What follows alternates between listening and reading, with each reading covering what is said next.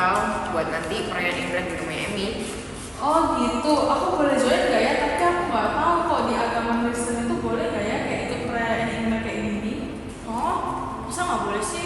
Sebenarnya kan Imlek kan merupakan hari raya ya, jadi kayak dia lebih ke budaya, budaya sama agama walaupun ada kaitannya, tapi kan dua hal yang berbeda.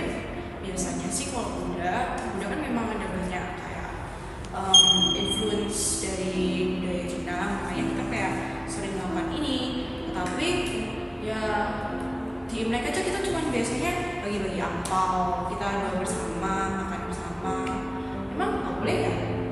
Kalau di Kristen sih harusnya boleh ya, asalkan tidak melanggar dari perintah-perintah firman Tuhan seperti berdoa untuk orang yang sudah meninggal, membakar dupa, ataupun penyembahan pada patung-patung. Selain itu harusnya aman. Sama sih, kalau di Katolik juga boleh-boleh aja kok ngerayain Imlek selama itu nggak mengganti, sama kayak Feby tadi, selama nggak menggantikan ibadah kita kepada Tuhan, ya kenapa enggak gitu. Apalagi kan Imlek sendiri itu kan budaya yang penuh persamaan, terus ngajak keluarganya juga kental banget. Jadi kalau di Katolik bikin orang didukung banget. Oh kalau gitu aku ikut deh, aku bantu kalian. Sekalian boleh ya?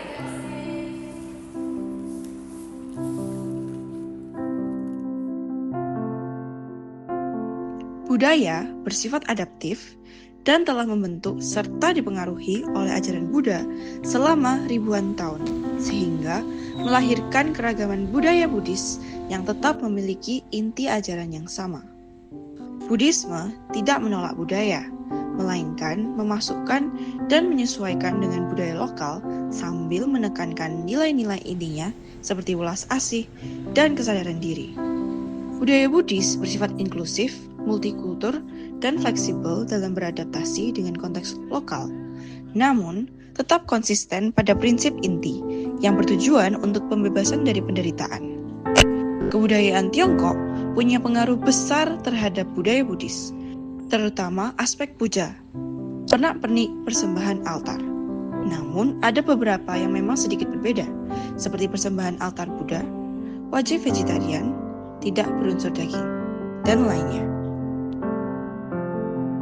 Gereja Katolik sebenarnya tidak menolak budaya Tionghoa, termasuk tradisi menghormati leluhur. Bagi Gereja Katolik, menghormati dan mendoakan orang tua yang sudah meninggal itu justru selaras dengan kasih dan iman Kristen.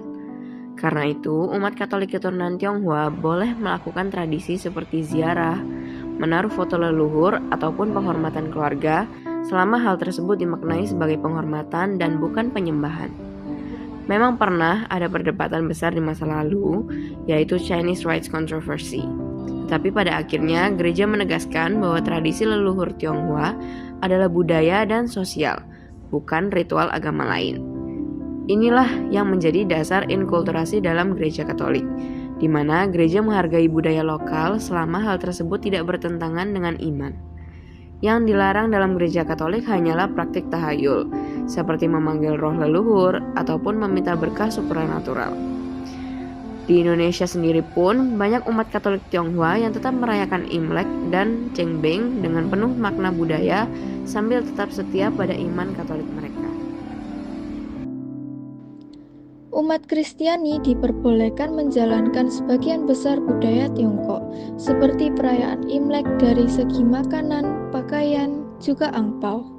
Namun, umat Kristiani menolak aktivitas kebudayaan yang dianggap sebagai ritual penyembahan yang bukan ditujukan untuk Tuhan, seperti ritual pemujaan leluhur, yaitu memberikan persembahan makanan, membakar dupa, maupun bersujud di hadapan papan nama leluhur. Lalu penyembahan dewa-dewi Tiongkok dan Feng Shui sebagai penentu nasib, yaitu kepercayaan pada nasib yang ditentukan oleh penataan ruang dan bangunan. Singkatnya, budaya boleh dijalankan, namun penyembahan selain kepada Yesus Kristus tidak boleh.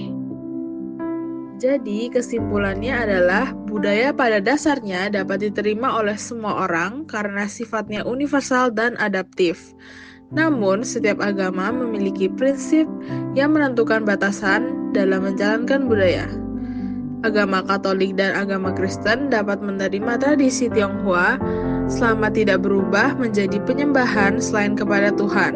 Sedangkan agama Buddha lebih fleksibel dan mudah beradaptasi dengan budaya lokal, selama nilai welas asih dan kebijaksanaan tetap dijaga.